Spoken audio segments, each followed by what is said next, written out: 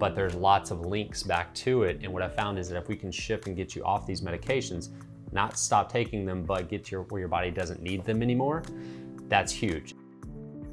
What's up guys? Dr. Kyle Loveless here today, and I am here excited to talk to you about this. This is one of my favorite topics, and it is talking about medications, not whether you should or shouldn't take them, but what impact are they having on your health, and more importantly, for you watching today, if you're someone that's clicked on this video, how's it affecting your psoriasis? If you have psoriasis or skin in general, it could be eczema, it could be acne, it could be other things as well. But what's that medication that you're doing to kind of keep you alive, right? High blood pressure medication or to keep, kind of lifestyle medications.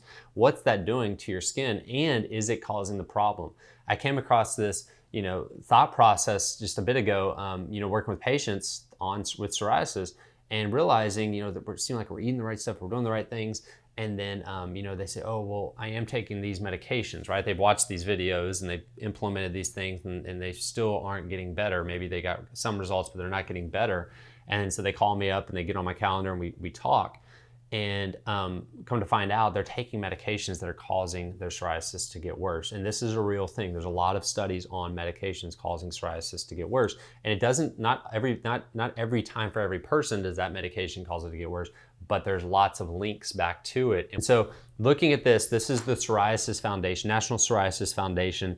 I just took this off their website and want to read it to you, is that the systemic inflammation of psoriasis, psoriatic disease, puts you at risk for developing comorbidities from everything from cardiovascular disease to anxiety and depression to obesity and type 2 diabetes and so much more, because it's an inflammatory disease. When you have too much inflammation, that's the cause of really all the health issues. Even cancers are going to be linked back to this issue, right? Even the genetic SNPs that come along with psoriasis have also been shown to cause things like non-Hodgkin's lymphoma and other things as well. And so we know there's this predisposition because of having psoriasis and this inflammatory response in the body to other health issues. And I'm bringing that up, and I said that first, meaning when you have these other issues like diabetes or high blood pressure or pain, like with arthritis, you're going to take medications many times, or your doctor's going to recommend medications that will actually cause the psoriasis to get worse, but are supposed to help with that other problem you have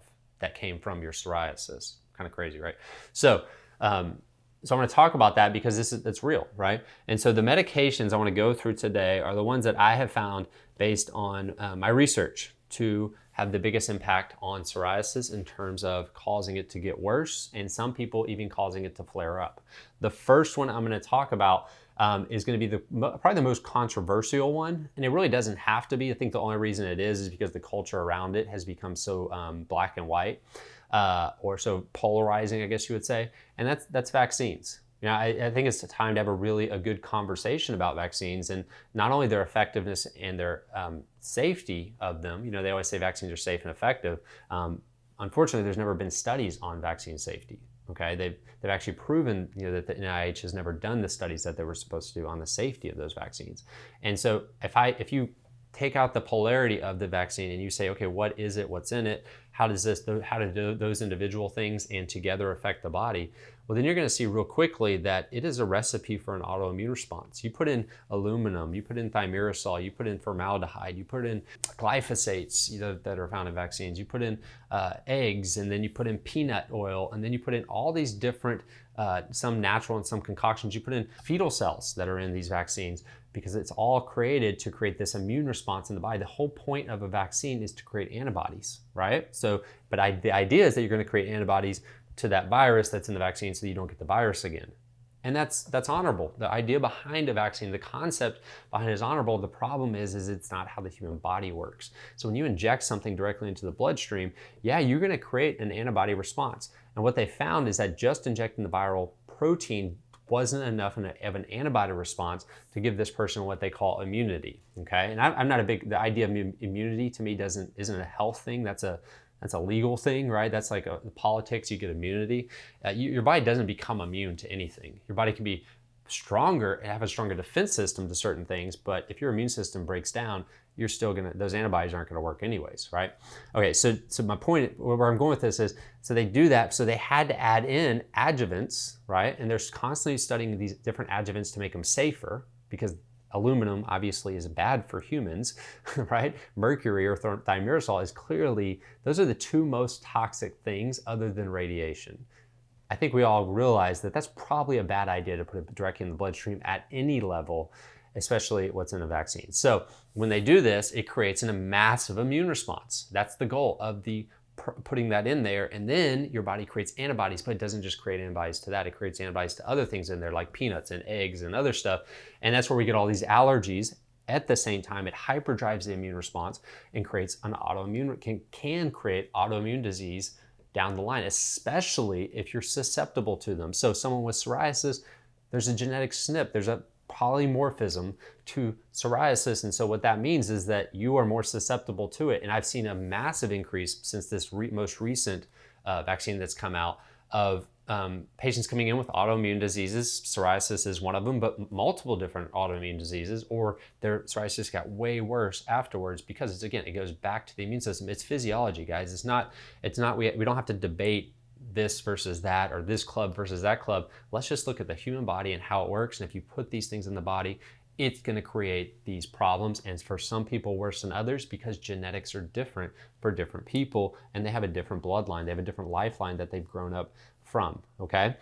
And so there's that. So there's vaccines, so you got to be aware of that. If you have psoriasis, I wouldn't go get a flu shot and all these other things. I know I'm not supposed to recommend that, and I'm not saying do or don't. I'm just telling you that they can cause inflammatory responses in the body. The next one is non-steroidal anti-inflammatory drugs, okay? These are your ibuprofens, your Aleve, and really just anti-inflammatory drugs in general, like the other cortisones and things like that can affect this.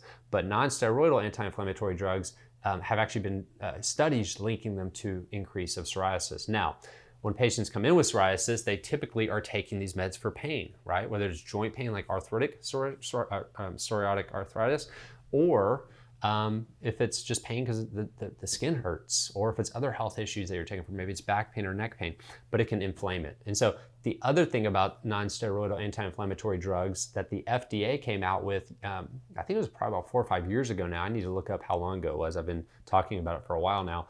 But they had put a black box warning on NSAIDs, the over-the-counter, you know, in your mirrored cabinet in the bathroom. Most of us grew up with that.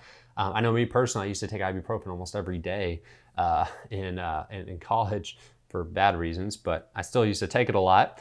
And yeah, and it's horrible for your gut. It can create ulcers because it blocks the mucosal development of the gut lining.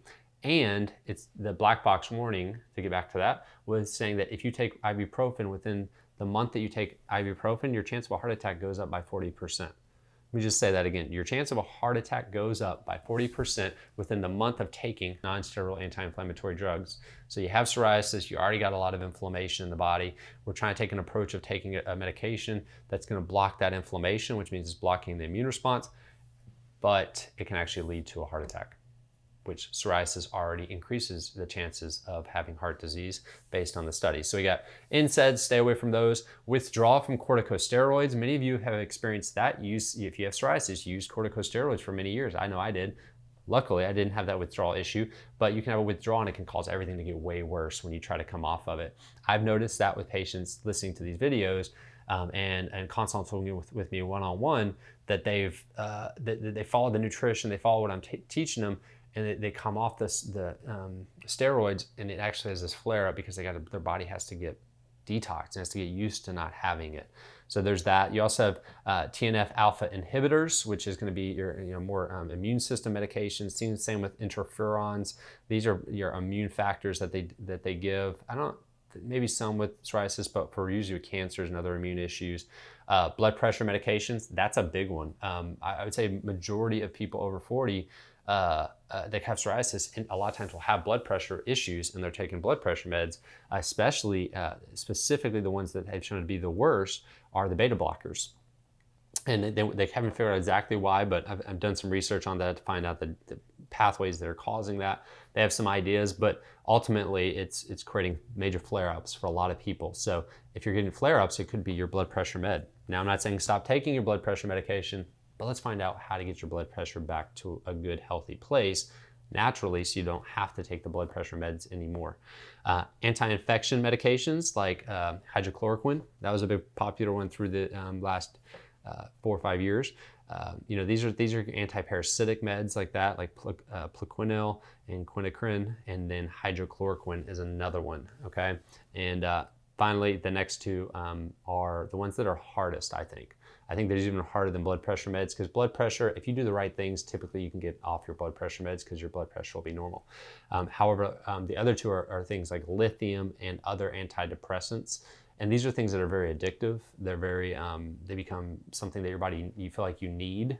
And it's you know, somebody's very depressed and they're taking these medications. It's really hard to help process that through with them to get them off of it, but they have been linked back to psoriasis as well. So those are some of them. There's probably some other ones out there that can cause it. They've shown actually funny process, even though I talk bad about statins, I don't like the idea of taking cholesterol meds because of, you know, cholesterol is good for you. There have actually been studies that show it helps improve psoriasis for whatever reason, and helping calm that inflammatory response a little bit in the short term.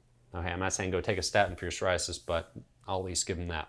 All right, cool. Well, that's it, guys. So when it comes to those medications, hey, if you're taking them, if there's something you don't have to take, don't take them, right? If you don't have to take NSAIDs, don't take NSAIDs. If there's something you have to take, then let's find out what's happening in your body, do the investigation, find out why your blood pressure is high or why, you know, your immune system's suppressed or whatever health issue is causing that, and then let's work on that, okay? You can go back and watch videos on blood pressure and watch videos on how to reduce inflammation in your body so you don't need NSAIDs, and that's a much bigger approach. Or you could do something like turmeric, which is a great anti-inflammatory supplement or herb or root that can be much more effective.